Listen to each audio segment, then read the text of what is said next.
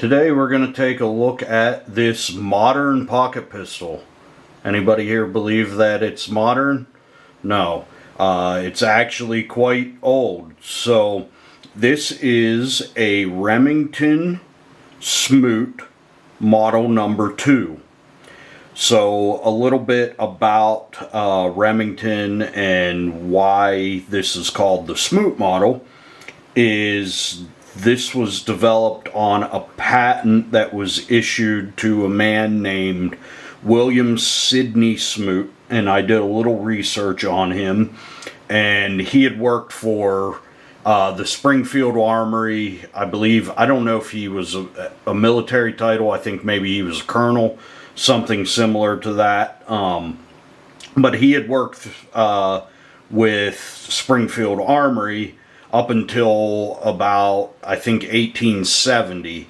And then he actually started working with Remington, and he was issued several patents for different firearms. But the patent he was issued for this particular firearm was the barrel and the ejector rod spring, which is underneath here, is all one milled piece of steel. So he was issued a patent for that. So sometimes this will be also referred to as the Smoot patent revolver. And the patent was issued in 1873. So don't know how well this will show up on here. Oops, I have it upside down. It'd help.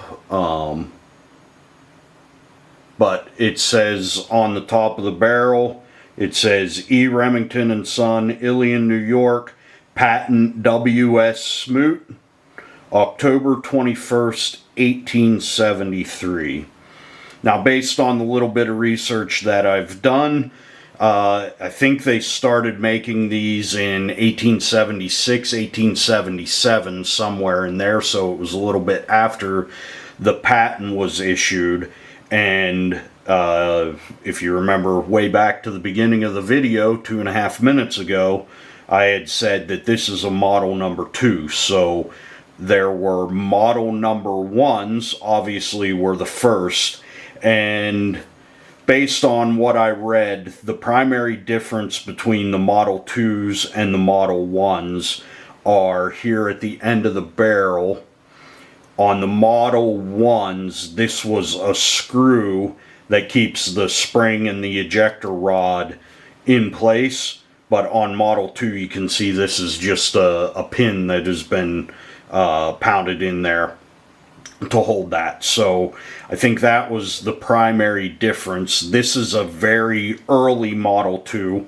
They had restarted the serial numbers, and this serial number is in the 200s. It's 240 something is the serial number on it. So we know it was first year of production, which the Model 2s began actually in 1878. So as we sit here in 2023, this is a 145-year-old gun. So I made the joke about it being a modern pocket pistol. And one of the reasons I did that is because when I was in my early 20s, just getting into firearms, it was the Ruger LCP and LCR had just been developed in recent years, and I was actually in a gun shop looking for an LCR, and I got convinced to buy this Kel-Tec P3AT, which is in 380 auto, and you can see the size comparison here. The revolver is just a little bit longer, but nothing that you couldn't fit in your pocket. And these were actually sometimes referred to as muff pistols. So ladies wearing hand warmers, they would call them muffs, that they wrapped around their waist. You know, they would actually keep a revolver like this in there for self-defense. So I find it very interesting that even in the late 1800s that concealment and carrying a pistol like this was something that was on people's mind and made for a marketable weapon. So this is a 5-shot, so single action. So you have to cock the hammer and pull the trigger in order to fire it. It won't fire by just pulling the trigger. You can see it has this spurred trigger here, no trigger guard. Hammer mounted firing pin, and this is actually a rimfire revolver. So the originals were chambered, the Model 1s I think were all chambered in 30 caliber rimfire. So that would be a 0.3 inch diameter bullet. This one is also chambered in 30 rimfire, and again, based on some of the research, basically internet forum research, so, grain of salt there that may not be 100% accurate, but about the first 600 of the Model 2s were chambered in 30 rimfire. Then they started making Model 2s in 32 rimfire, and then eventually they ended up with Model 3s and Model 4s. Model 3s ended up being a little bit larger, and I think Model 4s a little bit larger yet. I'm not too sure about the Model 4s, but I know the Model 3s were chambered in 38 caliber, but I believe that was still a rimfire cartridge as well. So, needless to say, I don't think I'm ever going to fire this particular gun, because I don't think I will ever find 30 caliber rimfire ammo. I've been checking Walmart and Cheaper Than Dirt website, but nothing ever shows up. So again, my bad sense of humor at play there. Anybody who knows firearms knows that some of these older calibers, you're probably not going to ever find ammo. They're not in production, so unless you find some somewhere, you'll never be able to shoot something like this. But I didn't buy it to shoot it. I bought it because I thought it was neat. I actually picked this up at an estate auction several years ago, and it's kind of been sitting in my gun safe. And you can see there's some condition issues. There's some pitting on the cylinder and some pitting on this side of the barrel. I'm thinking, based on this, because this side of the cylinder doesn't look too bad, and I'll rotate this around. I'm assuming that this had laid in a drawer or something on one side or the other that caused it to pick up some moisture and cause some damage on this particular side. This side doesn't look quite as bad. But these little pistols are actually worth some decent money. In good shape, you can see them upwards of $1,000, depending on the particular model, and the chambering, I imagine, would play into that as well. But something like this is I wouldn't know exactly what value to put on it, again, because of the condition issues, but I'm comfortable with the price I paid for it. Don't intend to ever sell it. So I find it as a neat conversation piece.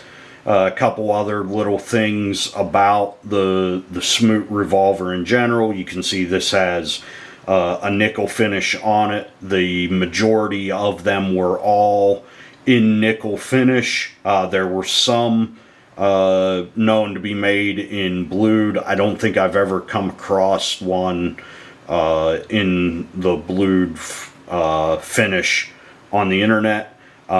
These have hard rubber grips. They also, some of the models came with wood grips on it as well. and there were, just like anything else, there were fancier models of the day that had, you know, custom engraving on it and made for, you know, a bit showier piece, I guess you could say. But again, pretty basic revolver and pocket pistol, I'll call it, just like this this P380. You know, you can see there's not much for sights on the P380. There's not much for sights on this. It has a little bit higher blade, but it just has this little tiny notch here for a rear sight.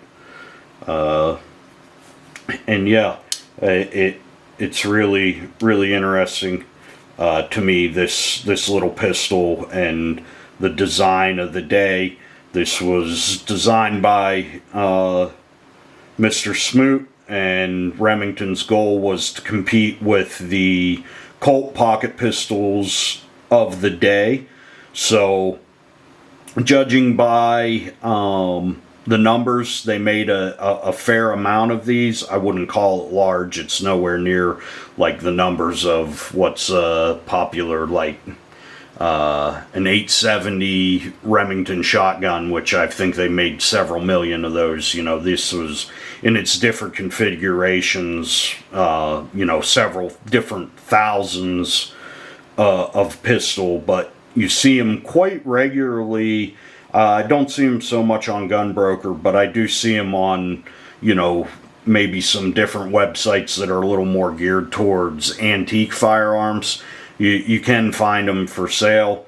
Again, a lot of them are worth some decent money depending on the finish of them and the condition of them. But they're, you know, primarily decorative pieces and conversation pieces. They're not range shooters anymore because of the availability of the ammo, or lack of availability of ammo, I should say. So that's the Remington Smoot Model 2 revolver, born in 1878, celebrating 145 years. I'm real interested, you know, we're so close to the 150th year anniversary, right? 5 years away, so I think I'll definitely pull it out and look at it a lot during that year, recognizing that it's 150 years old.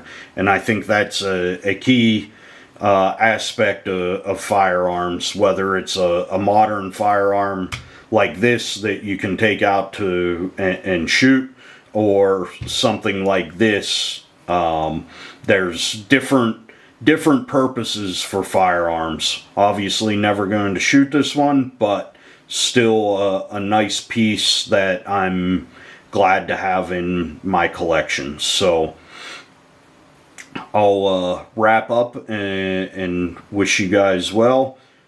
If you like this video, don't forget to like and subscribe. If you have experience or any knowledge of the Smoot model revolvers, feel free to leave a comment below.